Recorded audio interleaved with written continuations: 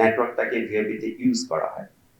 এটার জন্য আমরা আগেও বলেছি যে আমরা যত টেকনোলজি দিকে যাচ্ছি এই ভিআইপি যে আপনার যে ইস্যুটা সেটা কিন্তু অনেক ন্যারো ডাউন হয়ে যাচ্ছে। কারণ এখন আপনি ভিআইপি বললে হোয়াটসঅ্যাপটাও ভিআইপি।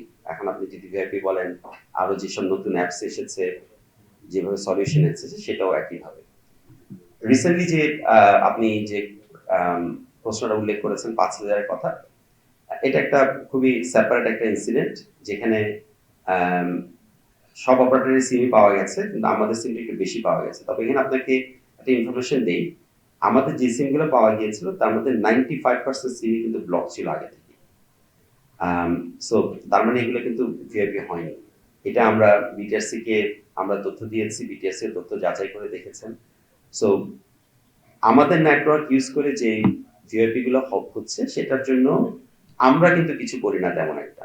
বিটিআরসি তার নিজস্ব ফ্রেমওয়ার্কের মধ্যে বেশ কিছু নেটওয়ার্ক প্যারামিটার বসিয়েছে, আমাদেরকে যে ফর্মুলা দিয়েছে সেই ফর্মুলা অনুযায়ী আমরা কাজ করছি। সো যেটা যেটা করা দরকার আমরা কিন্তু সব করেছি।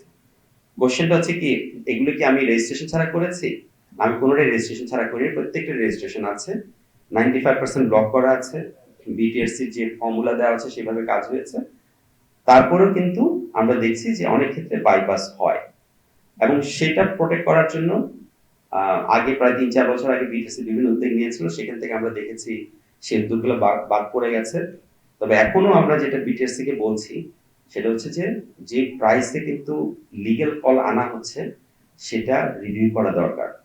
এটা রিভিউ না হলে আপনার ভিআইপি পুরোপুরি বন্ধ হবে না, কারণ আপনার প্রাইসিংটা এত হাই যার কারণে কিন্তু বাইপাসে আপনার এখানে একটা অপরচুনিটি তৈরি হচ্ছে। আশা করি আমি প্রশ্ন উত্তর দিতে পেরেছি। সেকেন্ডটা হচ্ছে বিটিআরসি লাইসেন্সিং এ কিন্তু এনকারেজ করা হয়েছে সোলার বেসড পাওয়ারের জন্য। সো এখানে লাইসেন্সে কিন্তু অলরেডি দেওয়া আছে। আর সেকেন্ড যেটা আপনি বলেছেন যে আমরা কি অ্যাপ্লিকেশন করেছি কিনা, না আমরা এখন অ্যাপ্লিকেশন করিনি, আমরা এটা অ্যাসেসমেন্ট পর্যায়ে আছে, আমরা এটা নিয়ে কাজ করছি খুব ক্লোজলি। প্রথম টেলিকম হিসেবে আমরা চাই আমরা এমপিপিতে আসতে, এবং আপনি বিভিন্ন ফোরামে আমাদের পক্ষে কথা বলেছেন, এই জন্য আপনাকেও ধন্যবাদ।